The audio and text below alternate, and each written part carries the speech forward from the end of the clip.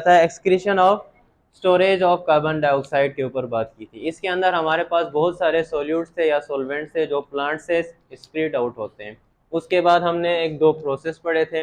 Then हमारे पास आज removal of extra water है।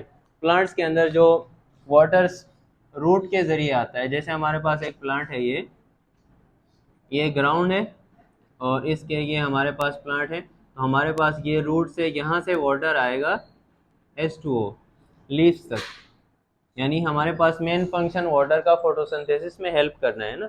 अब ये हमारे पास प्लांट्स के अंदर वाटर स्टोर होता है बेसिकली, यानी मुख्तलिफ एक्टिविटीज़ के लिए वो वाटर इस्तेमाल होता है, इसी वजह से ये स्टोर होगा। अब एक्स्ट्रा वाटर जो होगा उसको रिमूव किया जाएगा प्लांट से। तो अब वो रिमूवल का जो प्रोसेस है वो दो प्रोसेस के ज़रिए होता है। एक हमारे पास है ट्रांसपायरेशन का प्रोसेस, दूसरा हमारे पास है गुटेशन का प्रोसेस। क्या कहते हैं? दूसरा गुटेशन, एक हमारे पास क्या है? ट्रांसपायरेशन।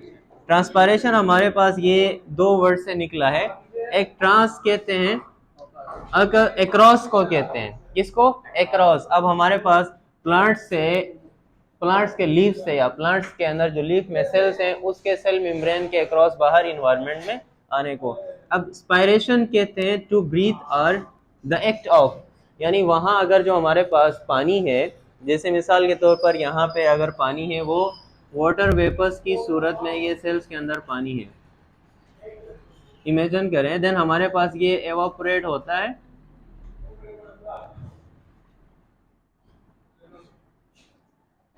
इसको हम कहेंगे ट्रांसपायरेशन। अब देखें हमारे पास ट्रांसपायरेशन को कैसे डिफाइन किया गया है। The removal of water, basically क्या होगा? Removal of water in the form of vapours from the aerial parts of plant. Aerial parts कौन से हो गए? ये वाले जो हमारे पास शाखें होंगी, लास्ट में हमारे पास पत्ते होंगे, ये जो हमारे पास क्या कहलाएंगे? Aerial parts. यहाँ से अगर हमारे पास वाटर रिमूव होता है in the form of vapours, किसकी सूरत में?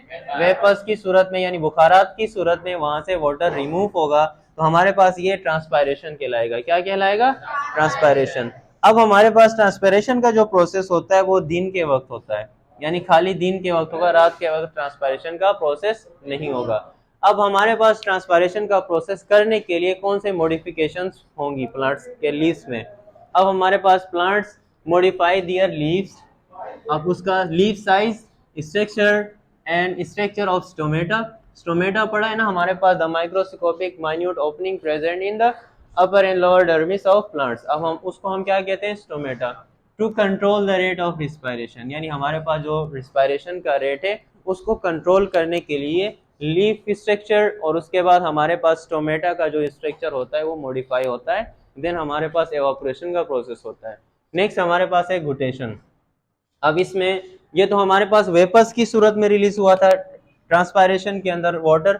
अब इसमें क्या होगा? लिक्विड की सूरत में अगर वाटर रिमूव हो प्लांट्स के सरफेस में से, तो फिर वो कहलाता है हमारे पास गुटेशन। क्या कहलाता है? गुटेशन।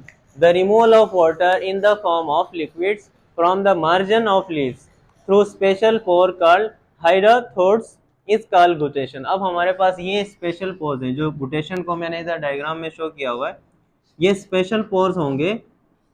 इनके जरिए क्या होगा? हमारे पास ड्रॉपलेट की सूरत में नाइट के वक्त जो एक्स्ट्रा वाटर होता है वो रिमूव होता है।